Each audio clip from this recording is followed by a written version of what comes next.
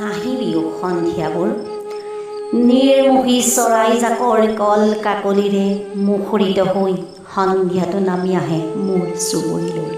ক্ৰমশ সন্ধিয়াটোৱে থিতাপি লৈ মোৰ বুকুত আল ফুলে বাঢ়ি অহা এটি শৈশৱক দূৰ ইটোৰণিত এৰি অহাৰ বেদনাই আগুৰি ধৰি মাতৃহৃদয়।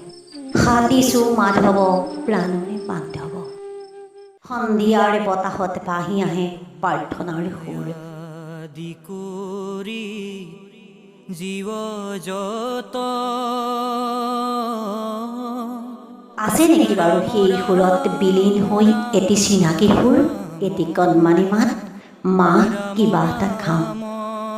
কল্পনাৰ বাস্তৱৰে দুমোজা টংকৈ বাজি উঠে বুকুৰ ঘণ্টা। ভাৱনাবোৰে পা মাৰলি হৈ তচ নচ কৰি পেলায় হৃদয়খন। অবাধ্য হৈ পৰে চকুলোবোৰ।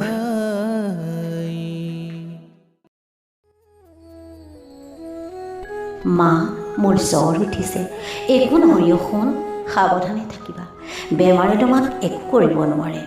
জ্বৰত পৰি ঢুলঢুলীয়া হোৱা চকুহাললৈ সঘনাই মনত পৰে মোৰ। ভাৱনাবোৰ বুজি পাব পৰাকৈ পৈণত নোহোৱা হিয়াখনে সহিব পাৰে মাকৰ অনুপস্থিতিৰ প্ৰতিটো মুহূৰ্ত। মোবাইলৰ ইটোমূৰৰ পৰা ভাহি আহে শব্দৰ টুকুৰা। মা, মই আজি স্কুলত সকলো পাৰিলোঁ। তুমি ভাল ছোৱালী, আৰু ভাল হ'ব লাগিব শুন। মই দেখোন এনেও ভাল ছোৱালী মা। মনৰ ফুলনিলৈ উৰি আহে এটি ৰঙীন পখিলা।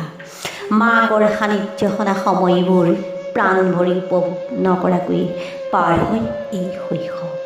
কিয় হে বাৰু সময়বোৰ সন্ধিয়া হৈ? জীৱনৰ দুপৰীয়াত মই বাৰু কথাবোৰ চালি চালি চাব পাৰোঁ, কিন্তু মোৰ কলিজাডোখৰ যে উপন্যত।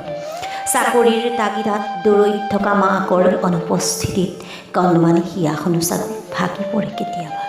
নাহিবি সন্ধিয়াবোৰ, আহিছোঁ যদি আহ, ধূপ ধূনাৰে সুগন্ধি সানি আহ।